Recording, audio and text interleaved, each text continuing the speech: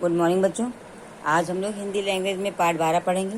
इसका नाम है सर्वनाम। कल हम लोगों ने इसके पार्ट 1 में बच्चों पढ़ लिया था कि सर्वनाम किसे कहते हैं और इसके कितने भेद होते हैं। ठीक है, तुमने आपको बताया था कि सर्वनाम क्या, जो सबके नाम के जगह पर प्रयोग वो शब्द हमारे होते हैं सर्वनाम। ठीक है, किसी का नाम ना ले करके उसके जगह पर जिन जिन शब्दों का प्रयोग होता है वे सभी शब्द हमारे सर्वनाम के अंतर्गत आते हैं। और सर्वनाम के कल हम लोगों ने पढ़े थे कि सर्वनाम के 6 भेद होते हैं। तो उसका पहला भेद पुरुषवाचक सर्वनाम के बारे में आपको अपने कल बता दिया था। तो और आज हम लोग पुरुषवाचक सर्वनाम के भेद पढ़ेंगे। तो एक बार आपको और बता दें कि पुरुषवाचक सर्वनाम बच्चों क्या होता है कि जो सर्वनाम बोलने वाले, सुनने वाले और जिसके बारे में कोई बात हो रही हो, उन तीनों व्यक्तियों के लिए जिन जिन शब्दों का प्रयोग होता है वो सभी पुरुषवाचक सर्वनाम के अंतर्गत आते हैं। ठीक है, बोलने वाला कौन? वक्ता। सुनने वाला कौन? श्रोता, जो सुन रहा है हमारी बात को। और तीसरा व्यक्ति कौन? जो उन दोनों के बीच में मौजूद वहाँ पर नहीं है लेकिन उसकी बात हो रही है, वो तीसरा व्यक्ति, जिसे हम कहते हैं अन्य पुरुष। ठीक है, तो इन तीनों के लिए जिन शब्दों का प्रयोग होता है वे हमारे शब्द जो है पुरुषवाचक सर्वनाम के अंतर्गत आते हैं। और पुरुषवाचक सर्वनाम के बच्चों 3 भेद होते हैं: उत्तम पुरुष, मध्यम पुरुष और अन्य पुरुष। ठीक है, तो उत्तम पुरुष बच्चों क्या होता है? देखिए कि उत्तम पुरुष होता है कि जब कोई व्यक्ति बोलता है तो वक्ता, बोलने वाला होता है बच्चों की वक्ता। तो उत्तम पुरुष में जो वक्ता जिन जिन शब्दों का प्रयोग अपने लिए करता है वो सभी शब्द हमारे उत्तम पुरुष के अंतर्गत आते हैं। जैसे कि मैं है, मेरा है, हम है, हमारा है। ठीक है, ये सभी शब्द क्या है? ये सभी शब्द हमारे उत्तम पुरुष के अंतर्गत आते हैं।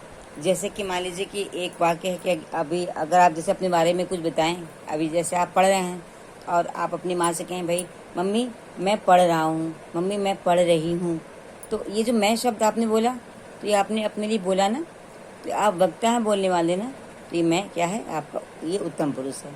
ठीक है, आप कहें कि भाई मैं कल नहीं पढ़ पाऊँगा या मेरी तबीयत नहीं ठीक है, तो ये मेरी, मैंने, मुझे, अपने बारे में वक्ता जो कुछ भी अपने बारे में कहता है वो अपने लिए जिन जिन शब्दों का प्रयोग वो करता है उन्हें हम सबको उत्तम पुरुष के अंतर्गत वे सभी शब्द आते हैं, क्योंकि वो अपना नाम तो लेगा नहीं।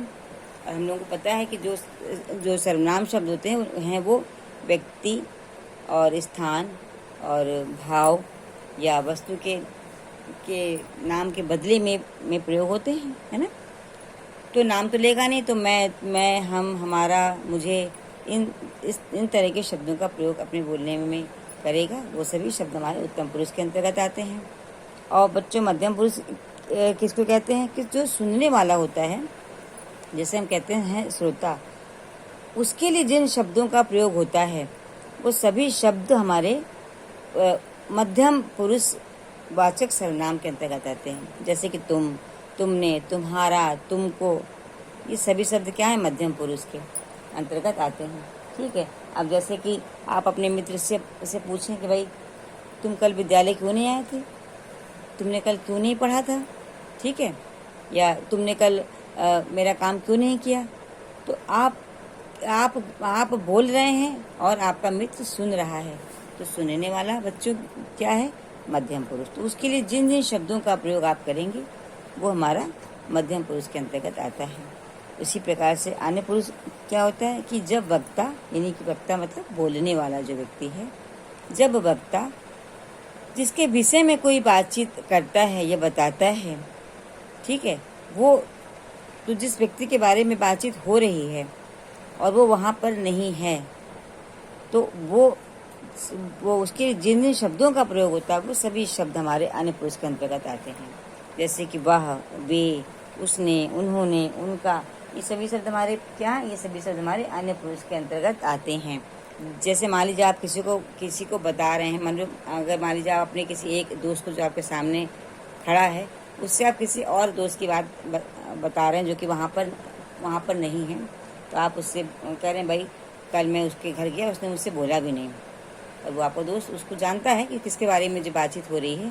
तो ये जो आप ये प्रयोग, ये आप जो इस शब्द का आपने प्रयोग किया कि भाई कल मैं उसके घर गया और वह मुझसे बोला भी नहीं, तो यह उसके, वह, ये सब क्या है?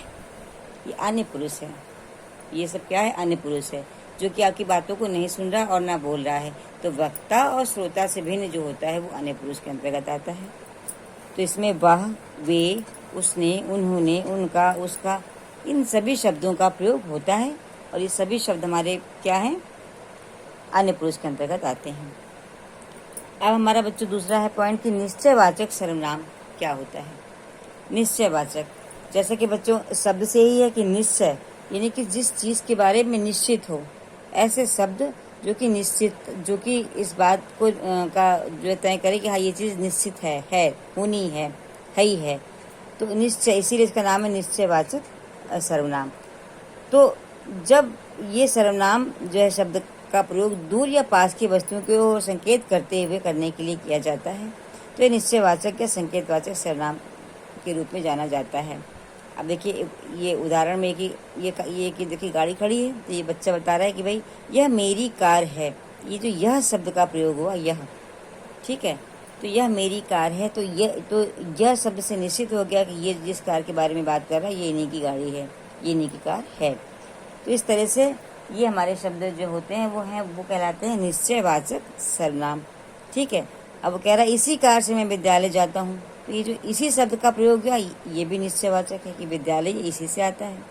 ठीक है, अब देखिए अब ये अगर कोई और भी चीज़ मान लीजिए होती कि यह मेरा घोड़ा है, तो घोड़ा कहाँ है? घोड़ा देखिए ये बना है, ठीक है, घोड़ा।